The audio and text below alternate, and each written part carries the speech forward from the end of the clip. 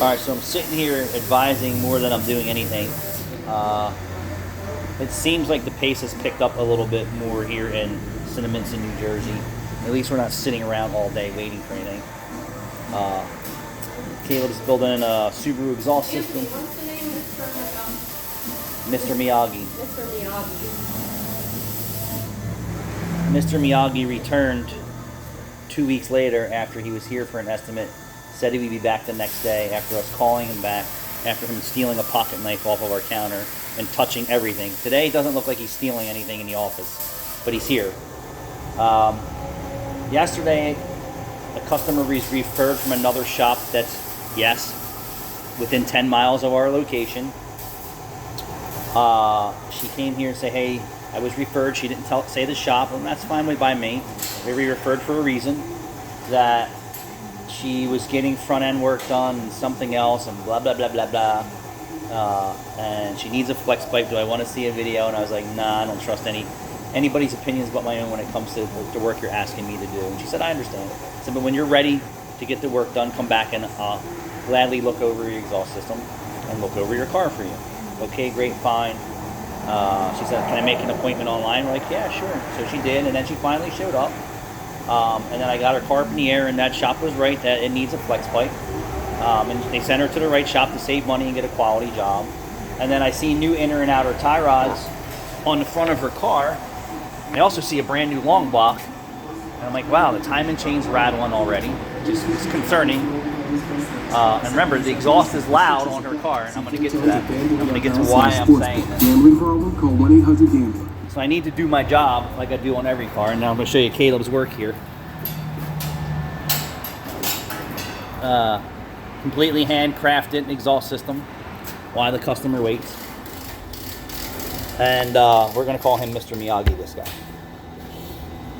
So after I start looking at the front end, I'm like, all right. See brand new inner and outer tie rods, like this brand new. And then I look at the rack and pinion bellows boots, and they're not even on the rack and pinion, but the technician actually slid the clamps on the smaller part of the tie rod back on, which blew my mind.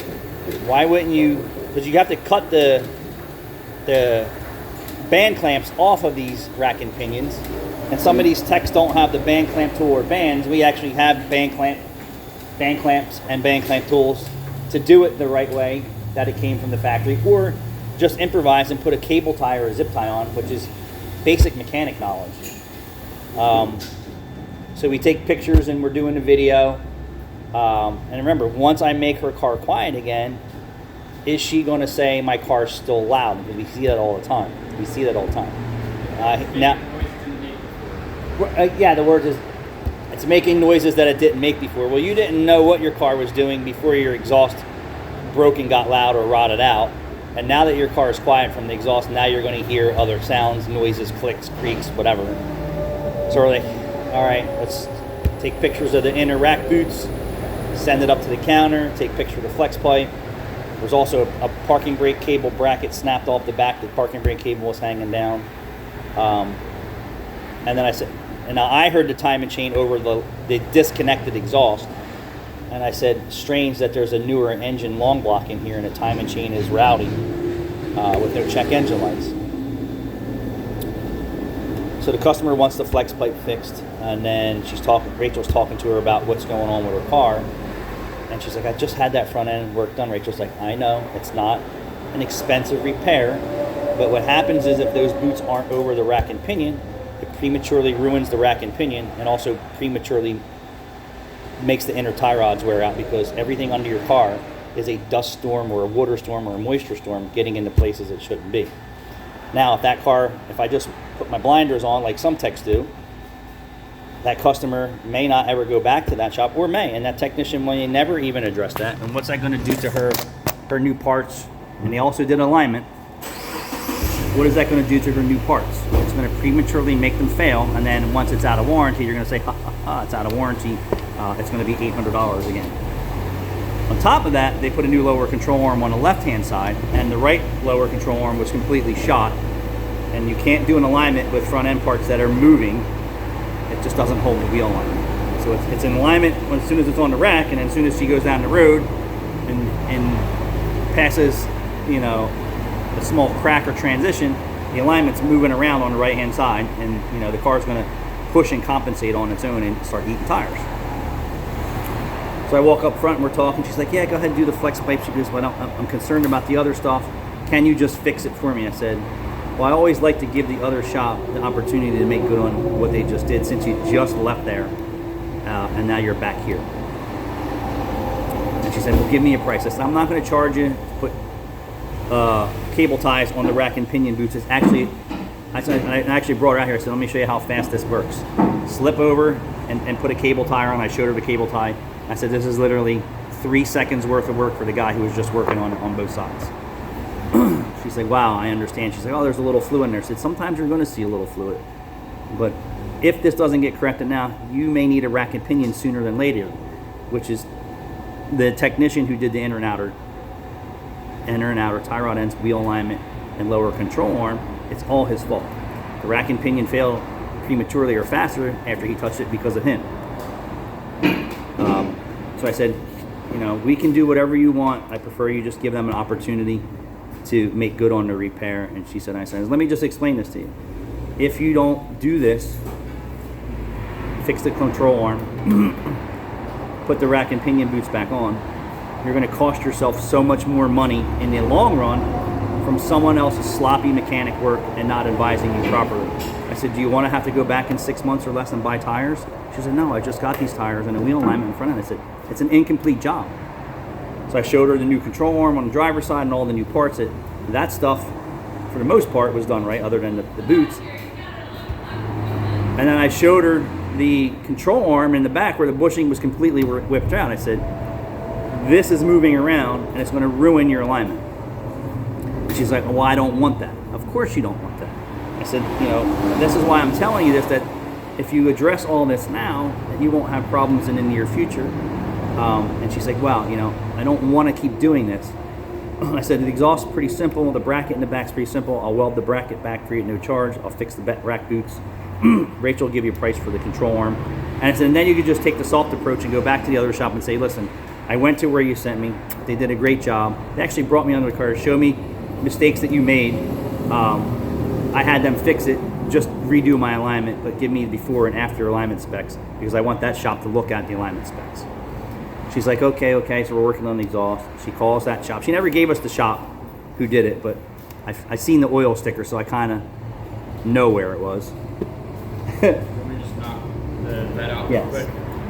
That, and I don't really care what other shop it was, just that the customer's being taken care of, right?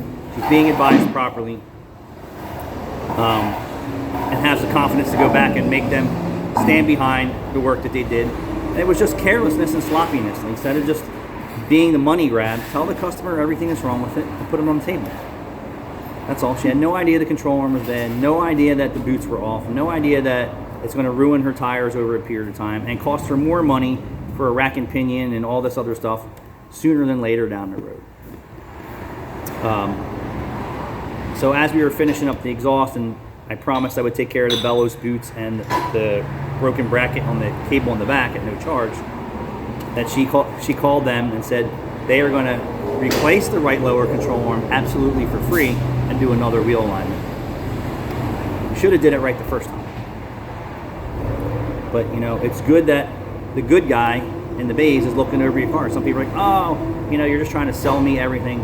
We're not trying to sell you anything. We're trying to advise you your car needs major repairs, hence this car right up here that's on the lift that's just asking for a charging system problem when it has major unsafe issues. Major unsafe issues. There's my Lube Tech Jude. We have a Corvette coming right in. So this is our regular customer with his 2025 Corvette who has purchased multiple Corvette pieces, and the quality of the products have just been so piss. But I've been teaching him what to look for and how to identify quality work when it comes to certain things, and he knows the quality work that we have. So let me just make sure the cable gets up here. Are you done yet?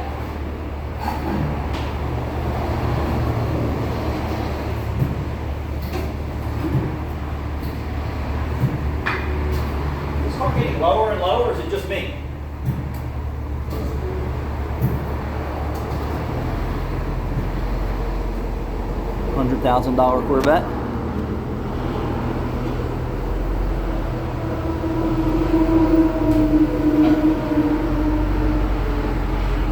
Confidence, transparency.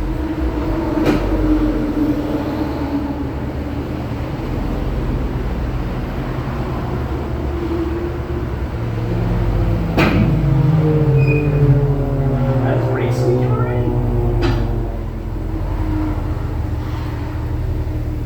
Sound that thing in this car is actually really good, so I can't hear anything. Yeah, it sounded like the brake squeaked or the lift squeaked.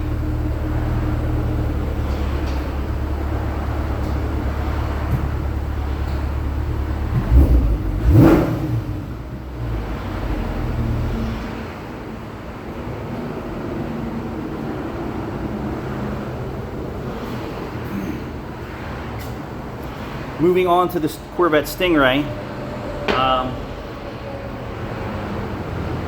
He went to Carlisle Corvette, and some people were kidding the candy store. When he showed up here with Morris products, I went and said to him, I said, take your credit card away and when I disable your internet.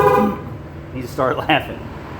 So what the story was we got Carlisle, he had those sales representatives and installers, and It's got 4,200 miles on it. so we've been teaching him to look for quality in excuse me, his cosmetic upgrades. And if you don't know, sometimes you're there and you're excited and you're like, yeah, I want that, and the piece they have on display is perfect. Pieces in the box that are going on your car are not. We've had to redo everything but the wing on this car, right? Yes. We've had to redo everything but the rear wing on this vehicle. Once, twice, 3 times. So the side skirts were 3 times, the front splitter we did twice. Side skirts twice, 3 times. Front splitter 2 times. But he had some under hood covers put on. We did one for him that was fantastic. The quality was beautiful. But it was also so expensive. So everything is so expensive. But for that price, you expect quality. I said, I think it was $600. I think some people put their trust, right? You say, oh, I'm at a Corvette convention or I'm at a Corvette show, and the products they have on display are perfect and products in the box are not. You're not really microscoping it unless you're an expert. We're experts. Wow, some vinyl decals he wants done. So under hood, he had some color matched parts put on, and then as soon as he opened the hood, Is it under the front? the front, Under the trunk? Is the that the bench in products back? under the front where the engine are were horrible. Fit was good, the finish was just unacceptable. I mean, you're talking about a masterpiece of a vehicle, and Caleb's going to show you right now. This is pretty high quality finish. What I'm seeing, there's really no orange peel in it. I mean, there's some, you could see the plastic has some waves in it, but it's not. Very minor right there. I can accept that a little bit, but when you're paying, I don't know what this shit cost, Probably a couple $100. there shouldn't be any imperfections. There's a fisheye. There's a fisheye there. There's a sand mark there. And it's sad. Actually, there's 3 dimples. There's 3 dimples. 1, 2, 3. You see that? Yeah. So 3 dimples in the finish, and then there's a mark right here. But the finish to the average person, this is perfect. The stuff I'm going to show you in the front is disgusting. So this piece here, the average customer, if it was screwed up, would never know. A guy who knows something may not ever catch it. Definitely a guy who knows what's up is going to tell you there's something up. And we're going to show you when he opens. Open the trunk. I want to show you that.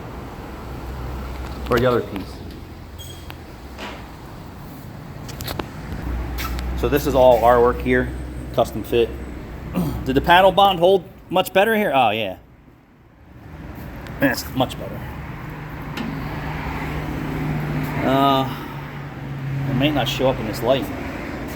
Okay, it is over here. So even though that you see I it, see it. so even though you see that it's perfect on our display, it hasn't been exposed to Mother Nature or its actual natural environment. Heat, air, rain. You can see, it's going to be hard to show. Here, hold on, I'm going to close the door. Let's get the glare off of it. Oh, there you go. Go up a little bit again. It almost looks like a wrap that's bubbling. Well, here. Here's the crap of it. As soon as he was done at Carlisle, he came in that Monday to show us this. And I said, this is bad news, dude. He's like, what do you mean? He takes a closer look at it and he's like, you know what, Anthony, you're right. Yeah, that's pretty terrible. But the salesman and the installer, they all rolled the dice, thinking the customer's not going to see it or notice it. And then when he brings it to his guy, they're like, dude, what's up? This is bad stuff. And that paint is only going to continue to lift the longer that it's under here. Yeah, I mean, that side's even worse. Yeah. Like, That's water drop. Is that water drops on those? Not. Right here, there's water. Yeah, wipe that off. Yeah, but that's not all water. Yeah, no, that's not paint all water. lifting. Right here. So all that comes And then from on this pour prep work. portion on that Yeah. side. So it's anything really that bad. comes underneath the paint is all from pour prep work. Yes. Say, could it also be the heat from the engine bay that's causing the water? Well, that's from pour prep work. Pour prep work. It's not prepped right and it has the wrong quality materials. Just bad mechanical adhesion. What kind of change do you want?